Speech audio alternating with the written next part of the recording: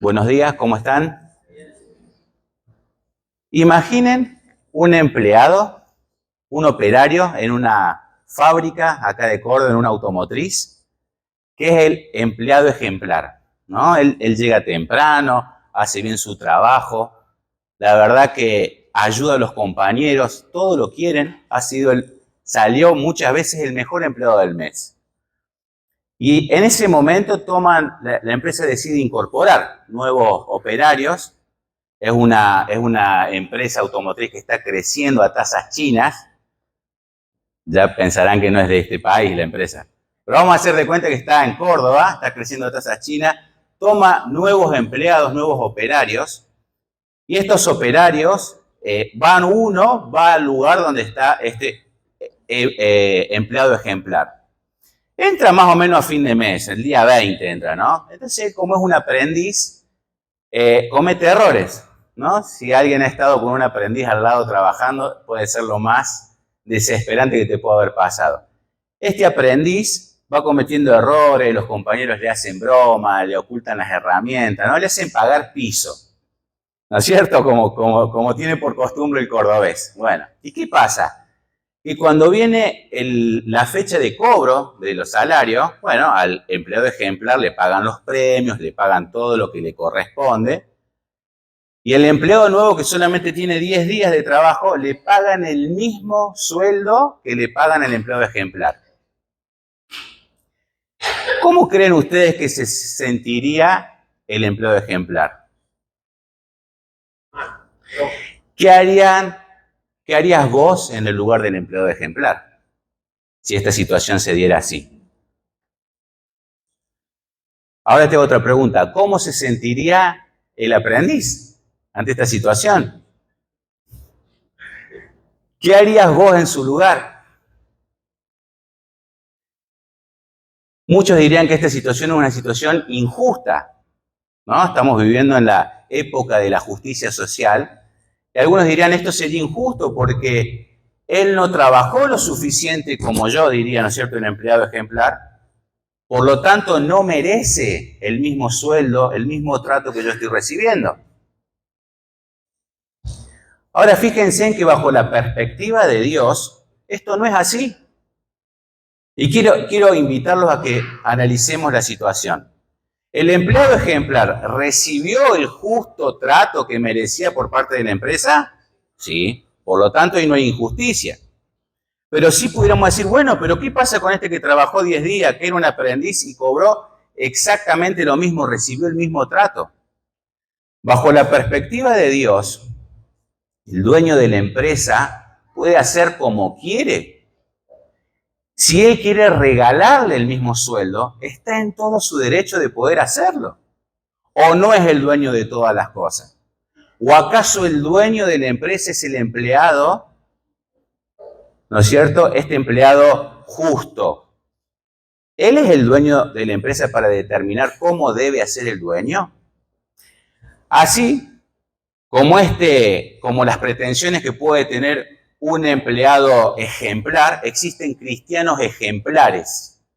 ¿Y qué hacen estos cristianos ejemplares? Quieren hacer valer su vida santa, su buen comportamiento.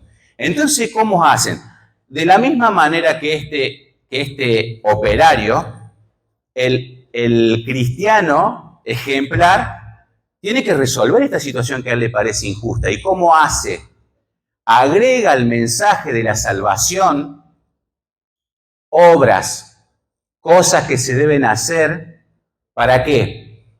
Para poder hacer valer y diferenciarse del otro que recién está empezando la fe. Este es el mismo problema que encontramos en el libro de los Hechos, en las primeras iglesias. Creyentes que se portaron bien toda su vida, hicieron buenas obras, que cumplieron todo lo que estaba escrito en el Antiguo Testamento. Y de pronto, la gente que no venía conociendo a Dios, que la Biblia le llama gentiles, que ya lo vamos a ver, estos gentiles que somos nosotros, están recibiendo a Cristo por la fe y están recibiendo lo mismo, el mismo trato de parte de Dios que reciben estos creyentes ejemplares. Entonces, ¿cuál es la reacción del creyente ejemplar ante esto? Levantar la vara de la salvación. Ahora no es tan fácil ser salvo. Hay que cumplir con ciertas cosas. Miren, son muchas las estrategias que usa Satanás para podernos confundir y poner en duda la identidad del creyente.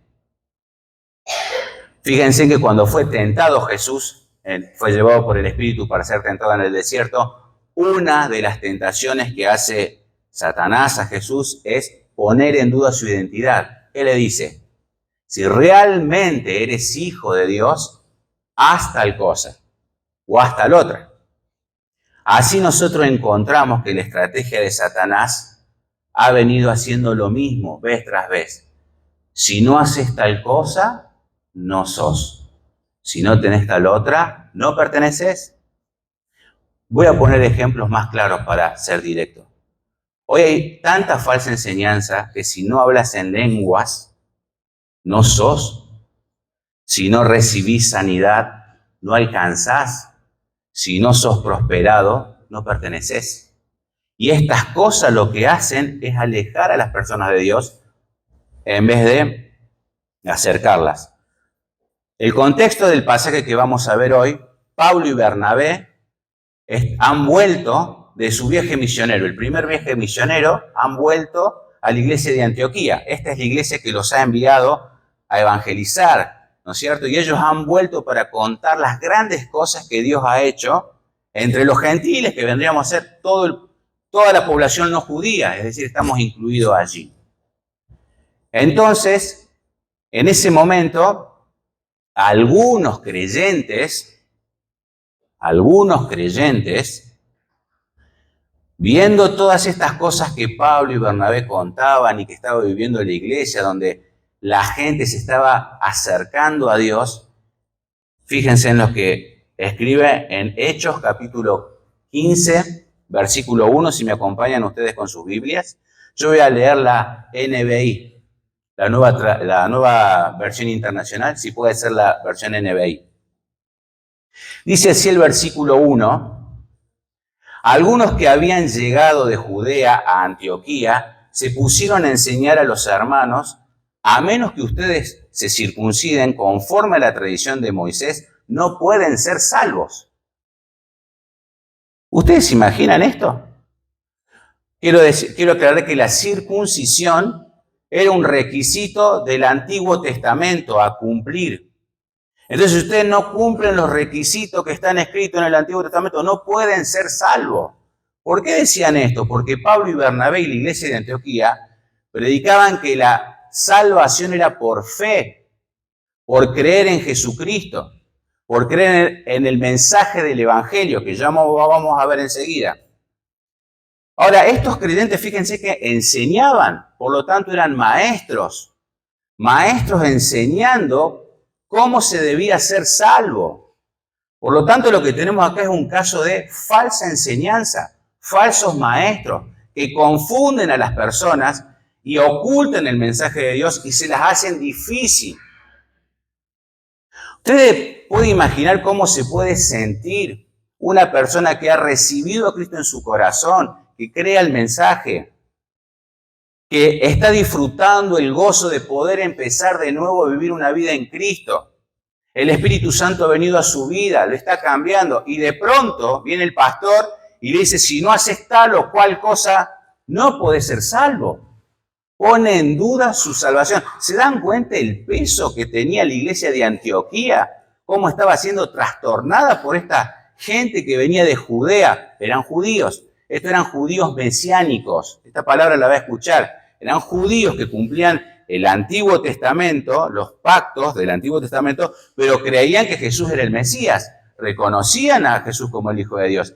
Y mezclaban el mensaje del Evangelio, lo mezclaban con las obras, con el esfuerzo humano para alcanzar la salvación. Versículo 2 del capítulo 15. ¿Qué pasó con esto? Fíjense lo que pasa. Esto provocó un altercado y y un serio debate de Pablo y Bernabé con ellos. Entonces se decidió que Pablo y Bernabé y algunos otros creyentes subieran a Jerusalén para tratar este asunto con los apóstoles y los líderes religiosos. Pablo y Bernabé confrontaron la falsa enseñanza. No permitieron, no dejaron que estos falsos maestros alteraran a los cristianos, a los creyentes, que estaban poniendo en duda su salvación. La importancia de este debate que se va a dar ahora en Jerusalén, fíjense que en la iglesia de Antioquía dicen, bueno, ¿qué hacemos ante esta situación? Fíjense en la magnitud del problema. Pablo y Bernabé han estado predicando un evangelio falso. Ahora hay que volver a hacer de nuevo todo el recorrido del primer viaje misionero para decirle a todas esas iglesias, muchachos, nos confundimos. Aguamos el mensaje, se la hicimos muy fácil. No era solamente creer en Jesús, también tienen que cumplir con toda la ley del Antiguo Testamento. Y vaya que es mucho. No hay nadie que pueda cumplir eso. No robar, no matar, no mentir, no decir falso testimonio, honrar a tu padre y a tu madre, poner a Dios como el primero en tu vida, no tener ídolos. Y la circuncisión, uno cuando empieza a ver todo lo que significaba cumplir con el Antiguo Testamento, es muy difícil.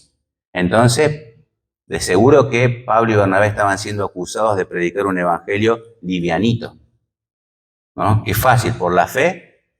Ahora todos estos pecadores, toda esta gente que vivió lejos toda su vida de Dios, mira qué fácil. Ahora creen en Jesús, ¡pum!, y tienen el reino de los cielos. Y nosotros, dicen los judíos, que nos venimos, estamos bañaditos, peinaditos, que hacemos bien las cosas. Y a estos también el mismo trato les parecía algo injusto. Fue tan virulenta la discusión, fue tanto el problema que esto generó, porque de seguro que estos falsos maestros tenían muy buenos argumentos. Venían de Judea, probablemente de Jerusalén. Entonces, ¿cómo resuelve esta situación la iglesia? Este es un punto muy importante, porque este concilio que se va a hacer en Jerusalén, el resultado va a ser normativo para todas las iglesias de todos los tiempos, aún hoy. Y el tema central que va a responder todo el pasaje, que es el tema en esta mañana, es cómo uno llega a ser salvo. Ese era el debate. ¿Y por qué fueron a Jerusalén? Porque allí estaban los apóstoles. La iglesia de Jerusalén era la iglesia apostólica de los discípulos de Jesús. Ellos eran la autoridad. Jesús le delegó su propia autoridad. Por lo tanto, lo que dijeran ellos era la palabra de Dios. No podía esto ser decidido en una iglesia local. No lo podía decir Antioquía, ninguna otra iglesia. Debía ser algo que venga directamente de Dios que pueda resolver esta situación. Y ellos acudieron a la iglesia en Jerusalén. Ahora, ¿cómo hacemos nosotros para dirimir nuestras diferencias? ¿Dónde están los apóstoles? ¿Cómo hacemos para preguntarles? Che, ¿cómo hacemos con este tema, con este problema de entendimiento en las Escrituras?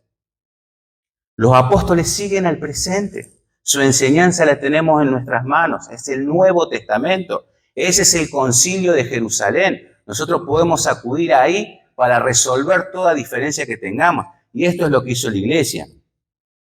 Fíjense en el versículo 4. Al llegar a Jerusalén, fueron muy bien recibidos tanto por la iglesia como por los apóstoles y los líderes religiosos, a quienes informaron de todo lo que había hecho por medio de ellos. A quienes informaron todo lo que Dios había hecho por medio de ellos. Entonces intervinieron algunos creyentes que pertenecían a la secta de los fariseos y afirmaron: es necesario circuncidar a los no judíos, es decir, a los gentiles, y exigirles que obedezcan la ley de Moisés. ¿Se dan cuenta? ¿Pueden imaginarse el concilio con los apóstoles, los ancianos de la iglesia y esta facción del partido de los fariseos? ¿Qué eran los fariseos? Judíos radicalizados. No solamente yo voy a cumplir todo lo que diga la ley, sino que te lo voy a hacer cumplir. Ellos querían imponer a los nuevos creyentes la carga de tener que cumplir la ley para ser salvos. Este es el momento de mayor tensión en todo el pasaje. ¿Qué hacer? ¿Cómo resolver esto? Uno tiene que volver a preguntarse de nuevo cuál es la pregunta que responde todo el pasaje. ¿Qué debe hacer uno para ser salvo? Yo me lo puedo imaginar a Pedro. Permítanme, no nos cuenta el relato que está pasando, cómo fue en los detalles, pero quiero imaginar a Pedro callado, prestando mucha atención a todo el debate, y él en su mente, acordándose lo que pasó con Cornelio, con aquel gentil al cual Pedro le predicó, y el gentil que no cumplía la ley de Moisés, creyó en Jesucristo. Y Dios le había mostrado a Pedro que también estaba alcanzando a los gentiles, es decir, a nosotros. Entonces, Pedro en esa tensión, y ahora sí, vamos a nuestro primer punto en esta mañana, que es para que una persona sea salva debe creer en el mensaje del Evangelio. Fíjense en lo que ocurre a partir del versículo 6. Los apóstoles y los líderes religiosos se reunieron para examinar este asunto. Esto no era cosa fácil. Después de una larga discusión, Pedro se puso de pie y dijo: hermanos, ustedes saben que desde un principio Dios me escogió de entre ustedes para que por mi boca los no judíos oyeran el mensaje del Evangelio y creyeran. Hermanos, esta es la última vez que se lo cita a Pablo en el libro de los Hechos. Todo el relato lo ha guardado para su última escena. El apóstol Pedro, Dios le ha venido mostrando lo que iba a hacer en el mundo gentil. Luego lo levanta a Pablo y lo envía a fundar iglesia. Pero a uno dice, ¿por qué hizo todo lo que hizo Dios con Pedro? Porque él iba a ser el testigo de Dios delante de los otros apóstoles. ¿Qué significa creer? ¿Qué significa? Tener fe. Tener fe, creer, es depositar toda nuestra confianza en algo. La verdad es que cuando uno ve el Evangelio, ve que lo único que compite con Dios, o una de las cosas que más compite con Dios, es el dinero. ¿Por qué? Porque el dinero te puede dar seguridad, una sensación de seguridad, de confianza. Y no tenerlo, podés caer en la inseguridad y en la desconfianza más absoluta. Por eso Jesús dice que el dinero es un dios, porque tiene casi características divinas. La confianza es creer y confiar de todo corazón en Dios. De esto se trata. Ahora, ¿qué es el Evangelio? ¿Cómo podríamos resumir el Evangelio? En 3 líneas. ¿Qué es el Evangelio? Que Jesús es el Hijo de Dios, que vivió una vida sin pecados, que fue crucificado siendo inocente en lugar del pecador. Dios lo levantó de los muertos al tercer día luego de crucificado. Ellos creían en este mensaje. Si crees esto, si confías en esto, si tu vida confía y depende de este mensaje, entonces tenés salvación. Estimados, si vos no confías en el Evangelio, no sos salvo. No importa las buenas obras que puedas hacer, no te van a dar salvación. Hay una frase popular, probablemente el engaño más grande que ha hecho Satanás a la cultura, que es: este se ganó el cielo. ¿Lo han escuchado? Era tan bueno que se ganó el cielo. Mentira, no es cierto. No se puede ganar el cielo por obras, es imposible. La salvación es por creer en el Evangelio. Vamos a nuestro punto número 2. Necesitas un nuevo nacimiento. Versículo 8. Dios, que conoce el corazón, sigue diciendo Pedro, anticipándose a lo que estaban pensando los demás, mostró que los aceptaba dándoles el Espíritu Santo lo mismo que a nosotros. Claro, uno podría decir, sí, creyeron, sí, los gentiles, pero ¿cómo sé yo que son salvos? Si no cumplen con la ley de Moisés, no se portan bien. ¿Cómo puedo saber yo? Bueno, se les dio el Espíritu Santo. ¿Qué significa nacer de nuevo? En el Evangelio de Juan, en el capítulo 3, lo podemos ver del verso 3 al 5. Cuando un alto funcionario religioso, judío, se da cuenta de que Jesús no es alguien común. Está haciendo milagros, resucita muertos, expulsa demonios, y entonces está diciendo, esta persona, ¿cómo puede controlar las fuerzas de la naturaleza? ¿Quién puede controlar las fuerzas de la naturaleza? ¿Sino Dios? ¿Y qué le dice? Versículo 3 de Juan capítulo 3. Perdón, el versículo 2 anterior dice, se los voy a parafrasear, dice, Maestro, sabemos que venís de Dios, porque nadie puede hacer las señales que tú haces si Dios no está con él. Ahora sí, versículo 3.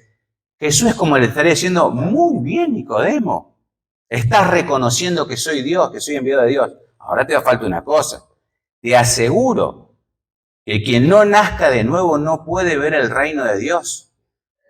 Versículo 5. Te aseguro que quien no nazca del agua y del Espíritu no puede entrar en el reino de Dios. Te es necesario nacer espiritualmente. Si no, no solamente que no sos salvo, no vas a entrar al reino de Dios. Esto es muy importante, hermano. Cuando vos creés en el Evangelio de Jesucristo, el Espíritu Santo viene a tu vida. Volvés a nacer espiritualmente. Y ahora ya no te complace pecar, ya no disfrutás tu vida pecaminosa. Ahora hay algo que combate adentro tuyo. Hay algo que te está llevando hacia las cosas de Dios. Hay alguien que lucha tus batallas y que hace que vayas venciendo el pecado día a día. Versículo 9. Este es nuestro tercer punto. Para ser salvos necesitamos que Dios purifique nuestros corazones del pecado. Dice el versículo 9, sin hacer distinción alguna entre nosotros y ellos, purificó sus corazones por la fe.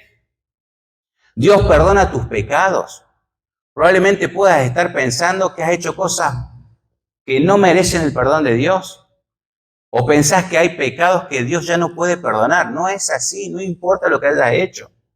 Si vos crees en Jesucristo y depositas tu confianza en Él, todos tus pecados son limpios porque Jesús murió en tu lugar. Jesús murió por todo aquel que en Él cree. ¿Crees en esta mañana en Jesucristo? ¿Crees que este es el mensaje del Evangelio? ¿Crees en el mensaje del Evangelio? Esa es la pregunta que debiéramos hacernos todos. Fíjense en lo que dice Efesios 1:7. Y acá Pablo le está hablando a gentiles, no le está hablando a judíos. En Él, es decir, en Jesús, tenemos la redención mediante su sangre, su sacrificio. El perdón de nuestros pecados conforme a las riquezas de su gracia. ¿Se acuerdan? Gracia, ¿qué es? Un regalo inmerecido. No lo merecemos, nadie lo merece. Pero Dios decide regalar la salvación a aquel que cree en su Hijo. Para concluir, si vemos en el versículo 10, dice, entonces, ¿por qué tratan ahora de provocar a Dios poniendo sobre el cuello de esos discípulos un yugo que ni nosotros ni nuestros antepasados hemos podido soportar? Nadie puede cumplir la ley de Dios, nadie se puede salvar por las obras. La única forma de salvación, de entrar al reino de Dios, es confiando en Jesucristo y en lo que Él hizo en la cruz por vos. Fíjense en lo que dice Efesios capítulo 2, versículos 8 y 9. Porque por gracia ustedes han sido salvados mediante la fe. Esto no procede de ustedes, sino que es el regalo de Dios y no por obras, para que nadie se jacte, para que nadie se agrande, para que nadie se la crea. Te hago una pregunta. ¿Crees que Jesús es el Hijo de Dios y que vivió una vida sin pecado? ¿Crees que Él murió en la cruz por aquellos pecadores que creen en Él? ¿Crees estas cosas? ¿Crees que Dios lo levantó de los muertos al tercer día? ¿Crees estas cosas realmente? Si crees esto y te arrepentís de tus pecados, Dios te da salvación. Y esta puede ser la mañana en la cual encuentres al Hijo de Dios. Él te está llamando. Te pido que podamos pensar y reflexionar en esto y que podamos ahí donde estamos cerrar nuestros ojos para poder ver a Jesús. Y te invito a que podamos acercarnos a Él, que puedas pensar en esta mañana en un Jesús crucificado. ¿Lo podés ver? Cerra tus ojos para poderte concentrar. ¿Lo podés ver crucificado? Él levanta su mirada, te ve y te dice, yo estoy muriendo por vos, yo morí por vos. ¿Crees en mí? ¿Qué le vas a responder? Confía en mí, te dice.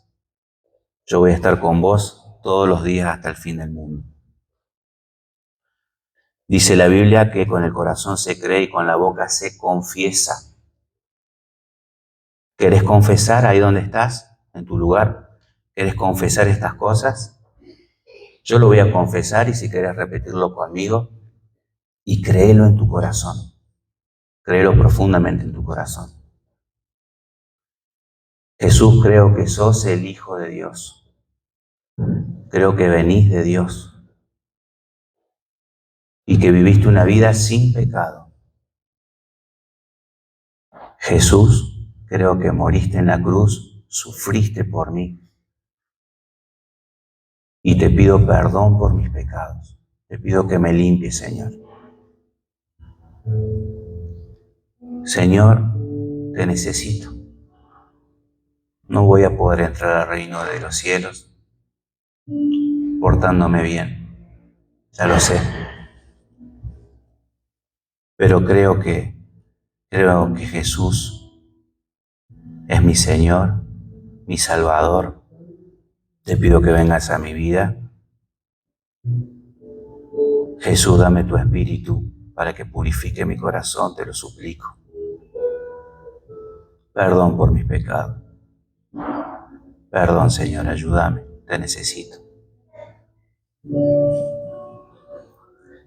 Si has hecho esta oración, te invito a que puedas seguir creyendo que Dios lo levantó de los muertos y que al tercer día de ser crucificado Él resucitó. Y te mira y te dice, así como yo he sido resucitado, te voy a resucitar y te voy a llevar conmigo. Cree en mí, confía en mí, pone toda tu esperanza en mí. Si te arrepentís de tus pecados y se lo confesás a Dios, si crees en el Evangelio de Jesucristo, sos salvo y nadie te puede robar eso. Nadie te va a poder confundir más, porque está Dios para protegerte. Jesús, ¿sabes cómo te dice? Yo estoy contigo todos los días hasta el fin del mundo.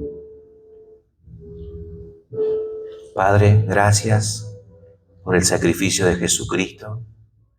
Gracias, Señor, porque entendemos en esta mañana que la única forma que podemos salvarnos y entrar en tu reino es creyendo en Jesucristo, Señor, y en la obra que lo enviaste a hacer. Padre, yo te pido por todos los que creen en ti. Te pido que los guardes, Señor, del mundo, que los guardes del mal, que les des tu espíritu para que sean perdonados y limpiados su corazón de sus pecados, Señor. Bendito sea tu nombre, Jesús. Amén, Señor.